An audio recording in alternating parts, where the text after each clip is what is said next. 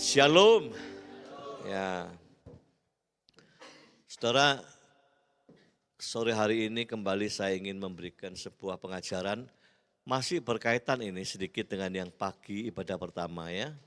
Kalau ibadah pertama saya bicara tentang bagaimana itu doa sepakat ya. Apa yang seharusnya dikerjakan tentang ayat-ayat firman Tuhan. Demikian juga masih sore hari ini ada beberapa ayat-ayat yang kalau disalah mengerti, kalau cuma dipenggal, dipotong, dipakai begitu aja, kita menjadi salah ya, menjadi salah kaprah. Ingat kalau misinterpretasi, salah menafsirkan, salah tafsir itu kalau disampaikan ke orang lain menjadi misinformasi. Kalau sudah tahu itu informasi salah, tetap disampaikan kepada orang lain, maka orang lain menerima sebagai disinformasi, yaitu informasi yang menyesatkan. Ya, jadi kita nggak boleh. Mari kita belajar hari demi hari tentang kebenaran firman Tuhan. Karena nggak sedikit yang masih ditanggapi dengan cara yang berbeda. Ya, memahami peran iman di dalam percepatan dan pelipat gandaan. Gereja Betani Yestoya itu memakai tema sepanjang tahun itu percepatan dan pelipat gandaan. Percepat dan melipat ganda, ini hebat ya, dahsyat. Apakah ada sih istilah itu dalam kehidupan rohani yang sebenarnya ada ya. Kalau kita tengok di Alkitab itu banyak kisah-kisah perjanjian lama terjadi percepatan, proses percepatan dan sekaligus pelipat gandaan. Ya. Dan ini bukan proses yang gampang. Istilah percepatan dan pelipat gandaan itu berkaitan dengan iman orang percaya ya. Ayo kita pahami ayat demi ayat. Next slide. Ini ya Matius 21 ayat 22. Matius 21 22. Dan apa saja yang kamu minta dalam doa dengan penuh kepercayaan kamu akan menerimanya. Amin. Ya, ini ayat disukai orang. Ya, sebab kalau kau berdoa penuh keyakinan dan kau pasti terima kan senang kita. Ya, maka permohonan kita akan sukses terus. Markus 11 ayat 24. Karena itu aku berkata kepadamu, apa saja yang kamu minta dan doakan, percayalah bahwa kamu telah menerimanya. Yakini ya, maka hal itu akan diberikan kepadamu. Amin lagi. Ya. Artinya ayat ini sangat menguatkan kita. Tetapi hati-hati, kita harus pahami betul. Ini saya tulis di atasnya itu apa saja permintaanmu. Ya, ini kalau tidak benar-benar kita pahami, ngerti, tidak sedikit anak Tuhan ujung-ujungnya kecewa. Ya, ujung-ujungnya kalau tidak minta apa saja Pak, ternyata. Yang lain mengatakan justru tidak pernah dikabulkan ini. Gitu ya. Ada apa? Nah, ada kesalahan apa? Tidak sedikit yang kesalahannya itu adalah misinterpretasi. Salah menginterpretasikan, salah menafsirkan. Tidak lengkap membaca Alkitab. Baca Alkitab itu tidak boleh sebagian ini dibaca, yang lain dilupakan. Enggak, karena ini saling ngeling, saling melengkapi, saling menyempurnakan. Itulah hebatnya Alkitab ya. Jadi kalau diambil sebagian saja yang menyenangkan, terus dipakai, maka dia kecewa pasti. Pasti ya, pasti kecewa gitu loh. Tapi kalau ngerti, oleh sebab itulah memahami Alkitab itu harus menyeluruh ya. Tidak bisa sepenggal, sebagian, dipilih apalagi nggak bisa. Menyeluruh, kalau menyeluruh kita ingat, oh firman Tuhan ini itu dilengkapi oleh ayat ini. Ayat ini menyempurnakan ini, kondisinya beda tapi melengkapi gitu ya. Nah kita nggak jadi salah ya. Next, bersyarat, nah hati-hati ya. Ini Yohanes tadi kan kita baca di Matius dan Markus. Sekarang kita baca di Yohanes 15 ayat 7 ya. Jikalau kamu tinggal di dalam aku dan firmanku tinggal di dalam kamu, minta apa saja yang kamu kehendaki, kamu akan menerimanya. Ya. Tadi kan gitu doa. Yakin kamu doakan, kau akan menerimanya. Amin. Tapi dilengkapi ayat ini, hati-hati. Ada syarat di situ. Syaratnya apa? Jika kamu tinggal dalam aku dan firmanku tinggal dalam kamu, maka minta apa saja. Apa saja yang kau minta. Kau kehendaki, kamu akan menerimanya. Ya. Jadi minta apa saja kita akan terima, itu kita amini. Tetapi yang atas itu yang saya kasih biru, jangan ditinggal, nggak boleh dipotong. Sebab itu syarat. Ya. Kalau saudara dan saya tinggal di dalam Yesus, tinggal di dalam firman, dan firman itu tinggal di dalam kami ini, ya, maka betul apa saja yang kamu kehendaki pasti terjadi. Loh kok begitu Pak? Kok berani ayat ini menjamin? Iya, ini menjamin ayat ini. Next, alasannya apa? Alasannya ini. Alasannya bersyarat itu artinya manunggal. Aku di dalam Yesus, aku di dalam firman, dan firman di dalam aku, itu namanya aku manunggal dengan kebenaran. Aku manunggal dengan Yesus. Aku jadi satu dengan Yesus. Kalau jadi satu, pasti permintaanmu tidak mungkin jauh dari pikirannya Yesus. Paham ya? Kalau saya manunggal dengan firman, pasti permintaan saya tidak akan nyeleneh. Tidak akan miring-miring. Apalagi berlawanan dengan firman, enggak mungkin. Sebab aku sudah menyatu. Makanya ayat ini berani menjanjikan kepastian. Kalau Yusman kau menyatu, maka sekarang yang kau minta kepada Tuhan itu bukan duniawi lagi. Gitu loh. Kalau kau menyatu dengan firman, maka permintaanmu tentu bukan untuk hawa nafsu. Tentu permintaanmu akan selaras dengan Tuhan. Sebab hatimu loh menyatu. Gitu. Ya. Jadi ayat ini menjamin kalau kau menyatu dengan Tuhan. Kalau kau manunggal dengan Kristus. Ya. Kalau enggak, pasti permintaanmu kedagingan, egois, duniawi. Pasti itu sudah. Ya. Dan itu tidak selaras dengan kehendak tidak selaras dengan kehendak Tuhan. Mari kita baca Yohanes 15 ayat 4 dan 5 ini ya. Tinggallah di dalam aku dan aku di dalam kamu. Sama seperti ranting, nah ini dia. Ranting tidak dapat berbuah dari dirinya sendiri. Ranting dulu ya, ranting pohon. Kalau ia tidak tinggal pada pokok pohon, nempel di pokok pohon, maka ranting ini tidak bisa hidup. Ya. Demikian juga kamu tidak bisa berbuah jika kamu tidak tinggal di dalam aku, tidak manunggal. Ya, kalau ranting ini nempel di pokok pohon, ranting ini dapat kehidupan, dapat suplai makanan, dia hidup, bisa berbuah. Tapi kalau pisah, nggak bisa. Ya, nggak ada, udah mati, tidak bisa ya. Akulah pokok anggur dan kamulah ranting-rantingnya. Kita ini ranting. Yesus pokok anggur. Barang siapa tinggal di dalam aku dan aku di dalam dia, ia berbuah banyak. Sebab di luar aku ranting yang putus, kau tidak dapat berbuat apa-apa. Paham ya? Inilah inti kekristenan. Saudara dan saya akan menjadi istimewa, akan hebat kalau engkau ranting yang nempel pada pokok pohon. Ya. Kalau engkau hanya sekedar Kristen, pokoknya stempelnya Kristen, KTP-nya Kristen, ke gereja tiap minggu. Tapi praktek hidupnya tidak pernah nempel sama Kristus. Praktek hidupnya engkau berlawanan dengan firman, ya engkau nggak bisa hidup. Ya, nggak bisa. Itu bahkan kalau engkau pisah dari pokok pohon, mengerikan hidupmu. Nggak dapat suplai makanan, nggak ada. Jadilah Kristen yang berantakan. Ya. Jadilah Kristen-Kristen yang sengsara. Tidak semua Kristen itu benar, saudara. Ya. Sekarang saya tanya, apakah semua orang Kristen itu tidak bisa disantet? Di magic. Kan sudah Kristen Pak, KTP-nya Kristen. Oh tunggu dulu. Kristen yang tidak nempel pada pokok pohon, itu dipertanyakan. Ya.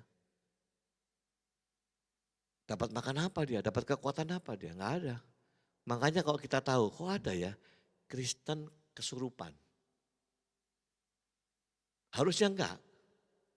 Makanya istilah kau Kristen itu tidak garanti, tidak menjamin. Yang tahu dirinya dia sendiri dengan Tuhan. Kristen benar enggak kita ini? Ada Roh Kudus enggak? Atau asal Kristen, Kristen sejak lahir, Kristen turunan. Keluarga besar Kristen ya udah Kristen semua lah gitu. Tapi dia nggak ngerti. Berarti dia Kristen yang tak punya Roh Kudus itu. Ya, Kristen hanya ada di KTP. Orang yang seperti itu kalau dikerjai pakai magic, pakai santet, pasti kena. Ya pasti. Nah kita ini kan sering lihat, kok bisa ya ada Kristen kesurupan ya. Hidupnya dikuasai setan loh. Kok bisa? Ternyata dalam praktek kita tahu, oh dia bukan Kristen sesungguhnya. Hanya tempelannya Kristen. Kalau Kristen benar, ya nggak bisa lah. Roh di dalam kamu lebih besar daripada seluruh roh yang ada di bumi. Mana bisa dia menguasai dirimu? Nggak bisa. Ya, dia akan lari tunggang langgang. Tapi kalau kita nggak ada Roh Kudus, hidupnya seperti ranting yang terpisah dari pokok pohon, bukan Kristen ini. Ya. Jadi tidak boleh kita gampang-gampang, pokoknya Kristen pasti dia hebat, pasti tidak bisa dikerjai apa-apa. Enggak, tunggu dulu, Kristen yang jenis apa gitu. Kristen beneran enggak bisa, pasti enggak bisa. Kalau bisa berarti firman bohong. Firman lo mengatakan ya, di dalam dirimu ada Roh Kudus. Roh Kudus itu siapa? Ya Allah, ya Roh Allah, ya Yesus, ya rohnya Yesus, sama rohnya. Cuman perannya kan masing-masing, satu berperan Bapa, satu berperan Putra, Firman, satu berperan Roh Kudus. Ya. Tapi itu esensinya sama. Kalau itu di dalam kita, itu kan berkuasa luar biasa. Ya nggak bisa lah roh-roh jahat itu menguasai diri kita. Buktinya apa Pak? Buktinya itu di Ayub yang mengakui dengan jelas. Siapa yang mengakui? Mulutnya iblis sendiri. Mengaku tercatat di Alkitab sekarang. Mengakunya gimana? Karena engkaulah Bapa, engkaulah Tuhan yang membentengi Ayub. Ini Ayub dibentengi, dipagari begini. Itu keluar meluncur dari mulutnya Ayub.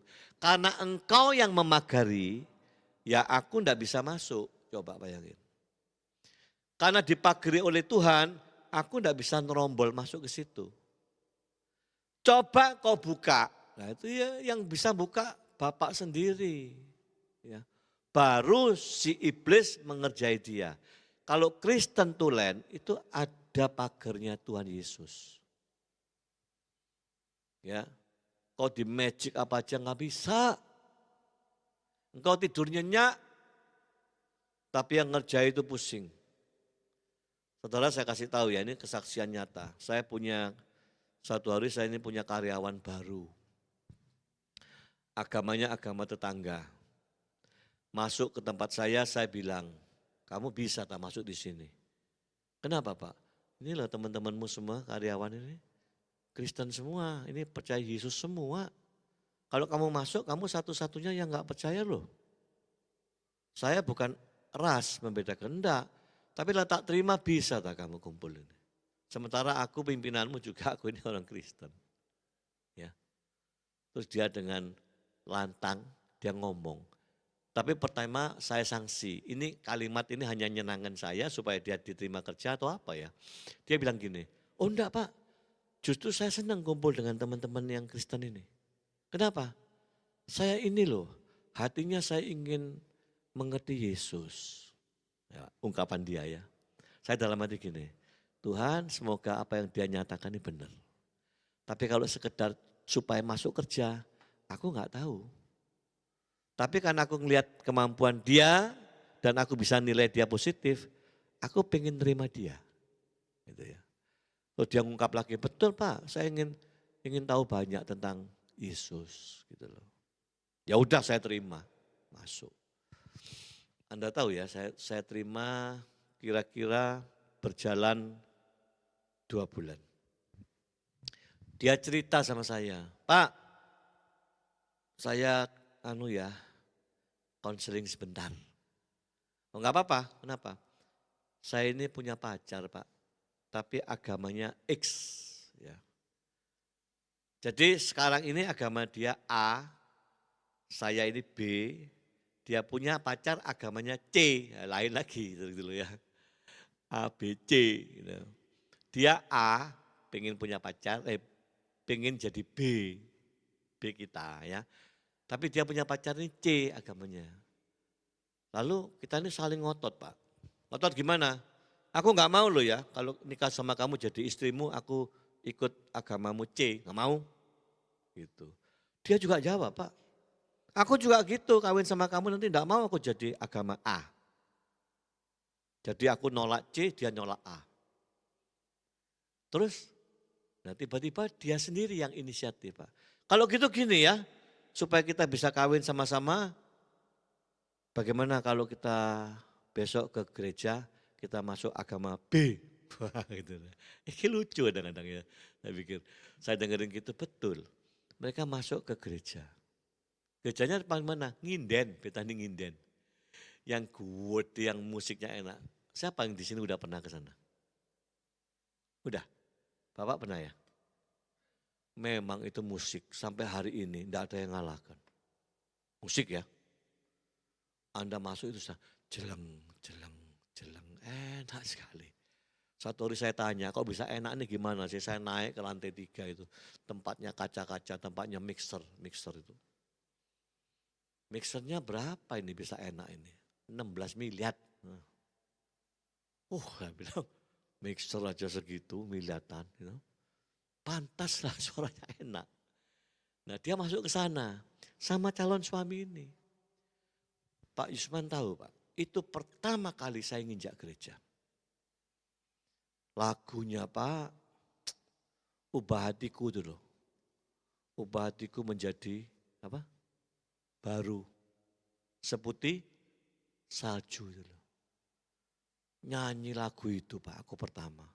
Mulai nyanyi Pak, nangis terus sampai pulang. Jadi pacarku tuh ngomong disenggol-senggol. Jangan nangis terus, malu. Tuh dilihat orang, berhenti yo. Masa dari tadi nangis? Tidak bisa berhenti saya Pak. Dari nyanyi pertama sampai pulang, nangis terus. Tapi bukan nangis susah loh Pak, nangis sukacita. Jadi aku pulang tuh ngomong, aku loh kok mau berhenti tidak bisa. Tapi aku bukan susah tadi itu, aku sukacita. Sukacita aku ini gitu loh. Udah pulang. Saya tanya, orang tuamu apa kepercayaannya? Orang tua saya A semua Pak, malah tokoh-tokohnya A gitu ya. Oh iya, enggak tahu Pak nanti kalau kawin gimana ini Pak ya. Saya menghadapi tantangan berat. Tolong doain Pak, doain. 3 hari kemudian dia datang pagi-pagi, laporan. Ini kan orang masih bersih ya, enggak punya pengalaman apa-apa. Pak, semalam saya mengalami peristiwa Pak. Apa peristiwa apa? Saya berdoa sendiri di kamar. Dia kos. Waktu saya Tuhan tolong. Pikiran saya ini saya akan menghadapi tantangan berat Pak, keluarga saya Pak. Saya bisa-bisa diusir. Jadi saya minta sama Tuhan, tolong Tuhan kasih aku nih hikmat, kasih kekuatan. Aku ngangkat tangan gini. Tangan saya tiba-tiba kesetrum Pak. Tangan ini kesetrum, jadi saya ini saya tarik. Ini kan enggak ngerti orang ini. Saya tarik, saya bilang, Tuhan Yesus apa ini tadi? Itu dia, kaget dia. Apa ini? Kalau bukan engkau Tuhan, usir. Aku enggak mau. Gitu. Lalu saya doa lagi. Tolong Tuhan. Kesetrum kedua kali. Saya tarik lagi karena kaget saya. Tuhan Yesus ini apa? Aku enggak ngerti. Kalau ini dari engkau, aku mau. Tapi kalau bukan Tuhan, usir sekarang. Aku enggak mau ikut. Aku doa lagi, kesetrum yang ketiga, aku lepaskan sudah. Setrum. Ini persis peristiwa ini seperti mami saya. Ya. Mami saya itu seorang Katolik, ikut KKR di karismatik. Tiba-tiba begitu peristiwanya. Langsung lidah saya ini Pak melintir gini. Tidak bisa saya tahan. Keluar, telinga saya mendengar, tapi aku tak ngerti. Keluar terus, aku udah ngerti Pak. Sampai lama berhenti, tak. Saya nangis Pak. Tangisan saya yang kali ini lebih indah daripada saya waktu ke gereja. Di Nginden, waktu memuji Tuhan. Yang malam ini saya paling happy. Langsung hatiku tenang, aku tidur nyenyak. Itu apa ya Pak Yusman? Tanya. Ya. Saya percaya dia dapat lawatan Roh Kudus. Ya. Entah orang percaya mengatakan itu karunia Roh Kudus. Itu kan speak in tongue ya. Tapi saya yakin itu ada. Ya. Dia tidak minta loh, Tuhan kasih. Ini asli itu gift ya. Dia nggak minta. Oh dia tidak ngerti kok. Ya. Dia polos. Yang dia tahu dia takut, dia butuh kekuatan. Saya percaya speak in tongue itu menguatkan dia. Tapi saya tidak ngerti ke depannya ada apa orang ini. Ternyata 2 minggu lagi dia dipanggil di sidang. Di sidang. Pak Yusman tolong doakan aku mau di sidang. Pak. Oh iya ya udah doa. Doa terus dia berangkat sama pacarnya. Belum kawin ini pacarnya. Di tengah jalan dia tidak enak pulang ke rumah itu di kota yang berbeda. Lalu dia berhenti, gini kok kamu berhenti di depot ini, minum-minum oh. Jangan ikut, tidak enak aku.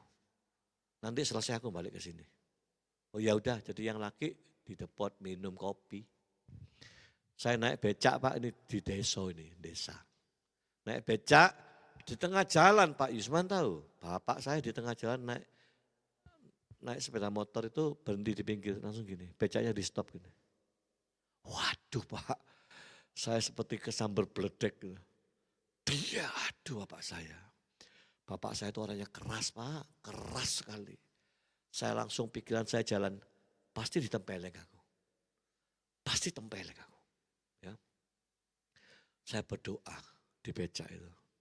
Tolong Tuhan, kuatkan aku. Ini bapakku ini. Becak di stop, saya turun, becaknya dikasih uang sama bapaknya.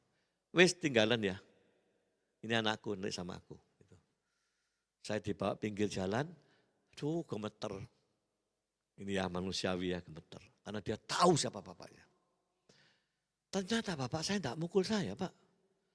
Saya cuma ditanya, kalau orang desa manggil anaknya itu Nduk gitu ya. Nduk, kamu jadi Kristen gini siapa yang Kristenkan? Tidak ada Pak, jujur ya, iya tidak ada Pak. Tidak ada orang yang ngajak saya jadi Kristen, tidak ada. Pendeta tidak, teman tidak. Lah kok kamu bisa ke gereja? Saya sering mendengar pujian, nah ini loh ya. Coba, dia sering mendengar pujian, kayak radio, kadang lewat tetangganya. Kok pujian ini menyentuh? Ya, ini Roh Kudus kalau jamaah. Terus, Pak aku sudah ke gereja Pak kemarin. Di dalam gereja itu loh Pak, tidak ada patung-patung, nyembah berhala, tidak ada Pak. Malah kalau berdoa itu pakai bahasa sehari-hari gini loh Pak. Jadi kalau ngomong-ngomong sama Tuhannya itu ya bahasa harian begini. Kalau selama ini Pak aku nggak ngerti. Ya, gitu loh. Selama ini loh sekian puluh tahun ini aku nggak ngerti. Jadi aku masuk sana aku sukacita. Isinya nyanyi, dengar no firman. Sudah pulang Pak. Pak Yusman tahu bapak saya ngapain? Saya dirangkul di pinggir jalan. Telinganya saya tuh dibisiki sama bapak saya. Bisikannya gini, Duk, pesannya bapak ini. Jadilah Kristen yang sungguh-sungguh. Kalau kamu cuma Kristen-Kristenan sekedar hanya mau kawin. Batalkan, tetap aja agama lama. Sebab Kristen kalau cuma begitu, tidak ada gunanya. Coba ini orang lain loh ngomong. Jadi tetap jangan tinggalkan agama lain. Tapi kalau kamu sungguh-sungguh, Bapak doakan kamu baik ya. Waduh nangis aku Pak di pinggir jalan, saya nangis. Kok Bapak saya jadi baik ya. Lalu ayo pulang, sekarang keluarga ingin ketemu kamu. Ya saya nurut Pak, pulang bapak saya masih sibuk naruh motornya, saya lari masuk kamar, masuk rumah. Bapak tahu Pak saya buka rumah, cek gitu ya, wah udah berdiri, yang tengah itu mama saya, ibu saya. Ini om-omnya, semua saudaranya berdiri semua gini. Wajahnya angker semua. Galak semua. Lalu saya maju lari, saya pegang tangan ibu saya mau cium, ibu saya ngomong, "Enggak usah. Kamu sudah saya coret dari daftar keluarga. Sekarang jawab, siapa yang membuat kamu jadi Kristen?" "Enggak ada Bu, aku ini udah jujur, enggak ada." Aku sama bapak tadi ngomong juga enggak ada. Yang ngeracuni, ngerayu aku juga enggak ada. Aku lo datang mau pamit Bu, aku mau kawin. Marah ibunya, kawin-kawin kamu sudah bukan anakku, pokoknya coret. Om-omnya marahi dia semua. Anda tahu apa yang terjadi? Begitu papanya masuk ruangan, papanya lari ke depan, papanya marah saudara. "Bapak saya loh Pak, marah Pak." Berdiri, dampingi saya langsung duding ibunya jadi mama saya, istrinya. "Kamu, walaupun ibunya tidak berhak menghakimi ini anakku ini." Gitu. Tidak berhak semua, dia tidak boleh dihakimi. Dia mau datang, mau pamit, mau menikah. Ingat ya, ini anakku. Takut semua sama bapaknya, bapaknya wibawa. Hebat enggak Pak, bisa dirubah, papaku membela aku. Lalu saya pamit, cium tangan, pulang. Pulang nyamperi calon suami. Udah pulang terus ke Surabaya. Terus rundingan mau kawin. Bapaknya udah ngomong, "Duk kalau kamu kawin nanti Bapak enggak bisa datang ya, minta maaf. Sebab Bapak enggak mungkin ke gerejamu." Maka gimana anak ini? Kawin. Yang kawin kan saya sama istri saya. Jadi kami mewakili orang tua. Yang pria siapa yang mewakili? Keluarganya enggak ada. Enggak mau sama sekali. Jadi yang mewakili dia siapa? Tetangganya. Kasihan kawin. Kawinlah mereka sukacita. Ya. Nah, waktu kawin begitu, berapa hari kemudian ketemu adiknya ini, adiknya sing perempuan yang kerja sama saya itu. Dia bilang gini, "Mbak, ini tak kasih tahu, ini rahasia ini. Kamu itu didukuno sama suamimu. Didukunin. Dikerjai magic." "Kok bisa tahu kamu?" "Iya." Jangan ngomong ibu lo ya. Ibu itu sudah pergi 8 paranormal. Dukun. Semuanya 8 ini ngomong yang sama. Apa jawabnya? "Ini yang membungkus anakmu ini kuat sekali, hebat. Jadi anakmu ini dibungkus kayak selubung. Tidak bisa masuk kita, masuk ini mendal. Mendal mukul ke dia. 8 paranormal, semua mengatakan yang sama. Kamu dibungkus, dukunnya bujumu terlalu kuat." Saya langsung sadar Pak, karena aku mulai ngerti firman. Itulah Roh Kudus yang menjaga aku. Aku tidur nyenyak, tidak tahu apa-apa. Ada bahaya yang datang, serangan. Roh Kudus yang bungkus. Persis seperti Ayub ngomong, "Kau yang magari dia, aku tidak bisa tembus." Betul ya? Jadi Kristen yang sejati itu seperti itu. Ya. Amsal melengkapi, kalau engkau sejati orang benar, malaikat Tuhan dikirim berkemah di sekeliling rumahmu. Berkemah menetap berarti. Dan kita perlu paham juga malaikat itu siapa. Anda baca di Perjanjian Lama, ada seorang malaikat, dia mampu membunuh 185.000 musuh dalam waktu 1 malam. Jadi malaikat Tuhan penjaga itu dahsyat saudara. Ya. Saya yakin kalau engkau orang benar, itu dijagai malaikat. Tidak perlu Tuhan turun tangan sendiri, cukup malaikat-malaikatnya. Ada miliatan malaikat yang Tuhan pakai untuk menjaga umatnya. Ya. Nah gini loh, kalau kita mensia-siakan hidup sebagai Kristen, asal-asalan, rugi kita. Ya. Rugi. Kalau serius, wah perlindungan itu nyata. Ya yang membuat rugi ini seringkali apa? Kesibukan duniawi. Pikiran-pikiran duniawi itu menyita kita. Kalau saya ngomong begini bukan berarti kita ini orang Kristen tidak boleh kerja. Oh harus kerjanya giat, semangat. Tapi tidak boleh terikat waktu habis hanya untuk itu. rugi. Ya. Sebab itu sementara. Kayak Paulus ngomong dulu, yang harus kita perhatikan yang tidak kelihatan mata. Kalau yang kelihatan ini mas bentar. Kalau engkau mau kaya, berapa tahun Pak Bu bisa dinikmati kekayaan? Kira-kira. Kira-kira sampai berapa tahun bisa nikmati kita? Jangan, berapa tahun kita bisa nikmati ini?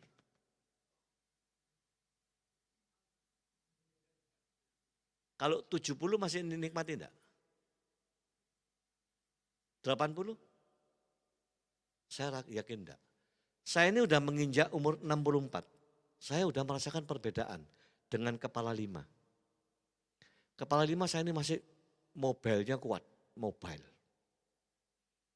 55 lebih turun sudah. 60 rodok malas saya.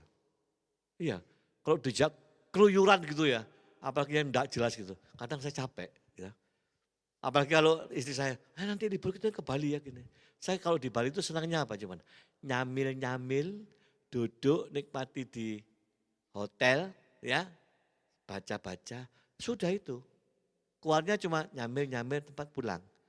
Suruh keluyuran, ngelihat air terjun apa, ngeluyur-keluyur, turun-turun ke sungai gitu. Males saya cari. Itu baru kepala 6. Nah nanti kepala 7 gimana? Gimana kepala 7? Udah, ini kemana? Sungai turun Pak, air terjun. Aduh dengkulku capek udah. Kepala 7. Kepala 8. Duduk aja sudah. Dengkul udah gak kuat, pandangan kabur. Nanti ngelihat air terjun gak kelihatan air terjun. Gitu ya. Nah ini yang saya sebut kenikmatan dunia itu menjebak kita paling sampai umur 75-80. Ya. Setelah itu kehidupan kekal selama-lamanya. Ini yang Paulus ngomong, enggak imbang loh ya. Hidup di dunia ini enggak imbang, pendek. Manusia disebut kau seperti uap, sebentar keluar hilang. Ya, tapi setelah kehidupan ini kekal selamanya. Jadi cuma 2 Pak Yusman tempat itu. Ingat lagu kuno, di dalam dunia ada 2 jalan, lebar dan sempit. Mana kau pilih? Yang lebar, jiwamu mati. Terus? Nah, yang sempit hidup berglori, hidup bersama Yesus dalam kemuliaannya. Tapi yang lebar, api neraka. Lupa cuma 2 jalan, iya. Waduh kurang adil, mestinya 3 Pak. Ya, lebar, sempit, sama yang tengah, sedengan. Tidak ada tuh cuma 2. Ya, saudara tidak bisa pilih, cuma 2. Neraka atau bersama Kristus. Nah penentuannya apa? Nanti pintu kedua terbuka kematian kita. Saudara begitu, deng buka, tidak bisa milih sudah. Sekarang ini milihnya. Ini milihnya ini. Begitu pintu buka, tidak ada pilihan. Tinggal Yusman kanan, Yusman kiri gitu. Siapa itu? Malaikat yang ngatur. Makanya ada kata-kata gini, kalau engkau mati, kalimatnya gini sih, ini peti mati ya, ada tempelan kertas. Kemarin aku seperti kamu, besok kamu seperti aku, kata peti itu, kata almarhum ya.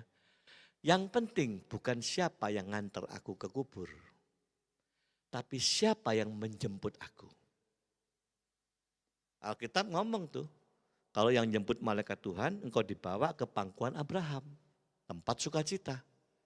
Tapi kalau malaikat yang satu, iblis, kau dibawa di dalam penderitaan kekal. Malaikat yang tengah-tengah, tidak ada. Ya. Hanya 2. Di dalam dunia ada, bukan 3. Lebar dan mana kau pilih? Pinter dia pilih sempit. Ya. Tidak milih lebar Pak. Lebarnya mana? Milih lebar Pak. Kenapa? Wah, di sana ketemu Marilyn Monroe. Ya, ketemu artis-artis cantik. Loh salah. Di dunia dia cantik, di sana tinggal tengkorak. Ya, nggak ada yang cantik sudah. Pilihlah jalan yang sempit. Pak, jalan sempit Pak? Ya, oke. Dicatat loh, malaikat loh, jalan sempit. Tapi harus bayar harga ya. Next. Harus sesuai kehendaknya. Keberanian percaya kita kepadanya yaitu bahwa ia mengabulkan doa kita. Tuhan mengabulkan doa kita jikalau kita minta sesuatu kepadanya menurut kehendaknya. Nah ini. Jadi permintaanmu yang pasti dijamin dikabulkan itu kalau sesuai dengan kehendak Tuhan. Bukan berlawanan. Ya, bukan berlawanan. Paham ya? Next. Nah sekarang kita dipertegas. Percepatan dan multiplikasi penggandaan itu terjadi contohnya Alkitab. Air jadi anggur. Pesta yang sekian banyak orang butuh anggur. Anggur habis maka butuh percepatan. Kalau nunggu proses membuat anggur telat lama dipercepat. Penggandaan tiba-tiba bisa ngasih makan orang sepesta itu. 2 ikan, 5 roti. Mau ngasih makan 5.000 orang. Kalau pesen ke pabrik roti lama, maka perlu percepatan.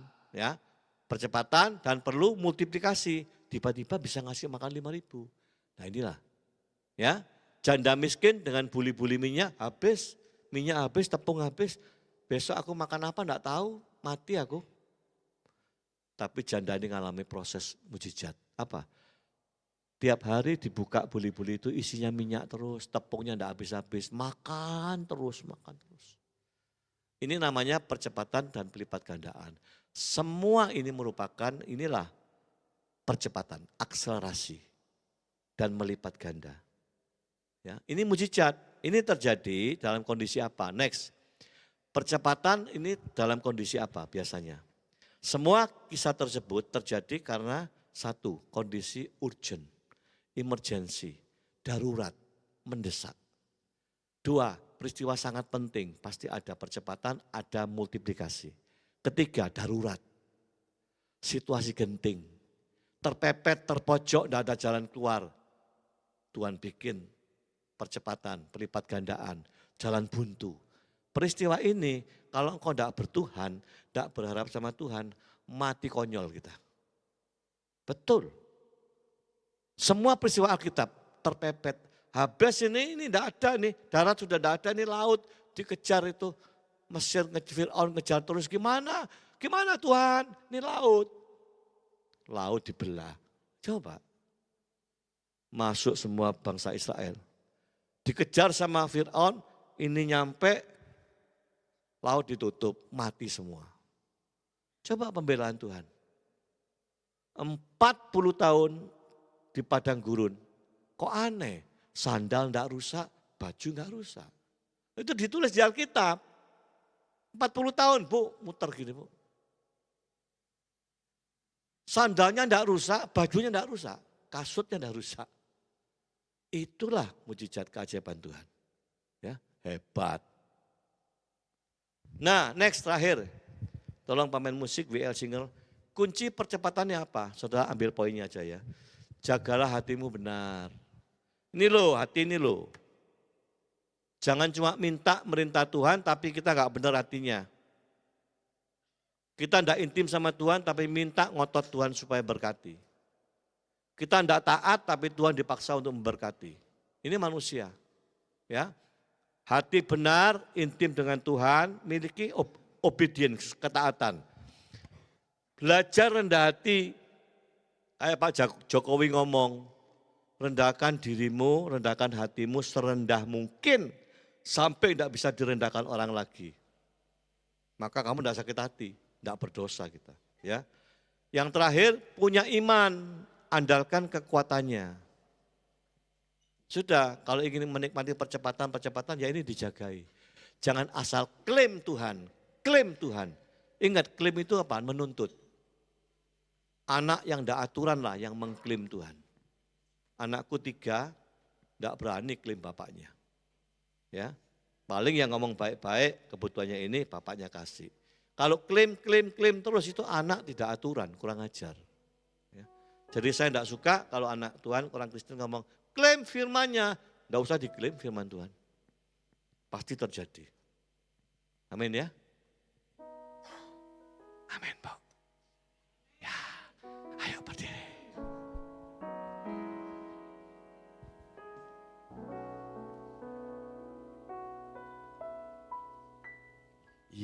Yesus memegangku dengan tangan kananmu. Yesus memberiku kemenangan. Yesus memegangku dengan tangan kananmu. Yesus memberiku kemenangan. Yesus memegangku dengan tangan kananmu. Yesus memberiku kemenangan. Yesus memegangku dengan tangan kananmu. Yesus memberiku kemenangan. Saya mengundang Hansel, mana Hansel?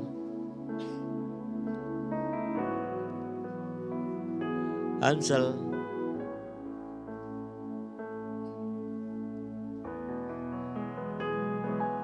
Ya, ini ya. Saudara, saya mau ngasih contoh. Seperti pujian tadi. Kalau Anda selidiki di Alkitab, semua Tuhan itu selalu memegang engkau dengan tangan kanannya. Tangan kanan Tuhan.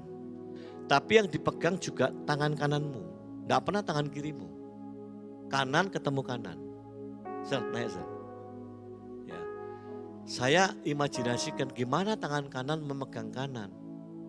Membawa dia. Masa begini, mana kanan? Masa begini Tuhan? Hah? Gimana kira-kira? Tangan kanan itu kemenangan. Sekarang Hansel dipegang tangan kanannya. Yang memegang Tuhan, gimana caranya? Narik begini gak mungkin. Saya bayangkan, kaget saya. Ternyata Tuhan itu luar biasa sayangnya. Kanannya Hansel tuh gini. Ya, ini ya. Ini kananku ini. Loh. Terus dibawa jalan. Ini kan sayang. Mengasihi. Menjagai, mencintai, melindungi. Jadi engkau kalau dipegang Tuhan itu seperti gini. Hebat Tuhan. Tapi kalau gini, kok diseret-seret sama Tuhan. Ya, enggak, dekat gini. Thank you Hansel.